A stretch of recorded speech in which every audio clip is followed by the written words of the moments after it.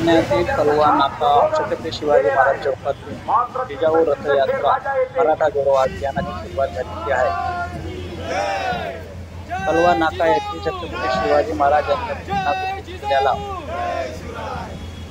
Sambhaji brigade व मराठा सेवा संघाचे पदाधिकारी अध्यक्ष समन्वयक यांनी छत्रपती शिवाजी महाराज यांच्या पूर्णाकृती पुतळ्याला पुष्पहार अर्पण करून व पदाधिकारी व कार्यकर्ता यांनी छत्रपती शिवाजी महाराज यांच्या पुतळ्यावर पुष्प वर्षाव करून या रॅलीची सुरुवात कलवा नाका छत्रपती शिवाजी महाराज चौकातून संविधान चौकातून नांदीबाई ठक्कर सभागृह येथे या रॅलीचा समारोप होणार आहे। ही रॅली संस्थापक अध्यक्ष पुरुषोत्तम खेडेकर यांच्या आदेशाने व मुख्य समन्वयक तथा मार्गदर्शक श्री अजित तनपुरे यांच्या नेतृत्वाच्या मार्गदर्शनाखाली व भोगरे यांच्या नेतृत्वात समारोप होणार आहे। या रॅलीत सहभाग श्री देवीदास पवार अतिरिक्त आयुक्त विजापूर महानगरपालिका उद्घाटक श्री कैलास महापौर संपादक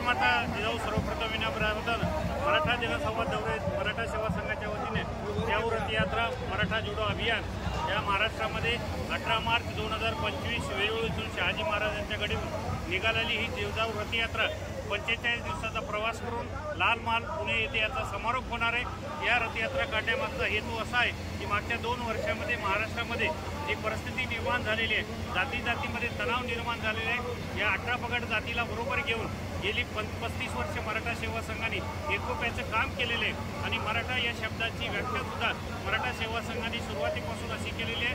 राष्ट्रगीतामध्ये मराठा सिंध गुजरात मराठा, पंजाब सिंध गुजरात मराठा या अर्थाने मराठा किंवा छत्रपती शिवाजी महाराजांनी आपल्या आरमारामध्ये 18 पगड जातीच्या सैनिकांना एकत्र करून त्यांना मावळा या नावाने संबोधलं होतं। त्या छत्रपती शिवाजी महाराजांच्या आरमारामध्ये 18 पगड जातीची लोक होती, त्यामध्ये मुस्लिम होते, दलित होते, सर्व समाजाची लोक होती।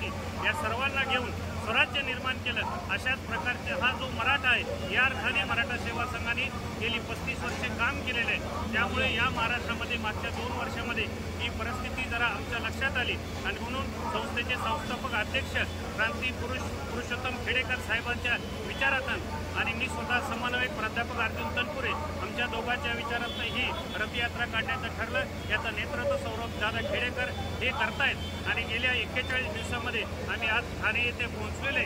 पुढचे 4 दिवस संपून आम्ही लाल महाल येथे याचा समारोप होणार आहे आणि हे संपल्यानंतर आमच्या असं लक्षात येईल की आम्ही जेव्हा या 38 जिल्ह्यामध्ये जवळपास आतापर्यंत 32 जिल्ह्यात आम्ही जाऊन आलो, सगळीकडे या रथयात्रेच्या निमित्ताने 18 पगड जातीची लोक येत आहेत। मुस्लिम, दलित, आदिवासी सर्वच्या सर्व लोक या रथयात्रेचं अत्यंत उत्साहामध्ये स्वागत करतायत आणि कालच आपण सर्व मीडियांना आम्ही सांगितलं होतं त्या पद्धतीप्रमाणे आज खूप जल्लोषामध्ये खूप उत्साहामध्ये ठाणेकरांनी घोडबंद रस्त्यावरून येताना इथपर्यंत आतापर्यंत आम्हाला थांबत प्रत्येक ठिकाणी आमचं जिजाऊ रथ यात्रेचं स्वागत केलेलं आहे।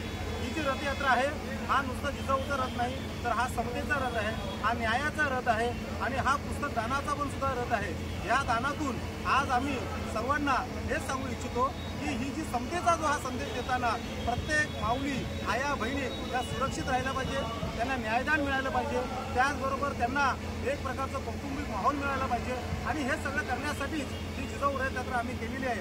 आताच आमचे समन्वयक तनपुरे साहेबांनी सांगितलं की हे सगळं करत असताना जिजाऊंच्या रथाची महती पूर्ण देशामध्ये कशी पसरेल आणि जेणेकरून या राज्यामध्ये नव्हे तर या देशामध्ये एकोपा कसा निर्माण होईल हेच करायचं आहे। आज सशस्त्र भारत जर घडवायचा असेल तर सशस्त्र क्रांती घडली पाहिजे आणि हे क्रांतीची बीजं हे या महाराष्ट्रातला प्रत्येक वेळेला फेकलेली आहेत आणि ती दगडावर फेकल्यावरती सुद्धा त्याचे भाले तयार होतात। त्यामुळे ही महाराष्ट्राची जी भूमी आहे ही प्रामुख्याने ही लढवय्यांची भूमी आहे आणि ही क्रांतीची भूमी आहे। या क्रांतीच्या भूमीला आणि ह्या आमच्या जिजाऊच्या रथयात्रेला माझा साष्टांग नमन आहे।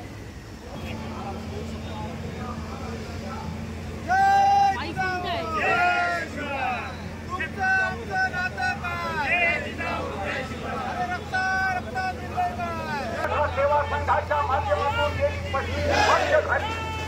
सामाजिक संवर्धनाबरोबरच सामाजिक एकोप्याचं काम संबोधन एकदम करणार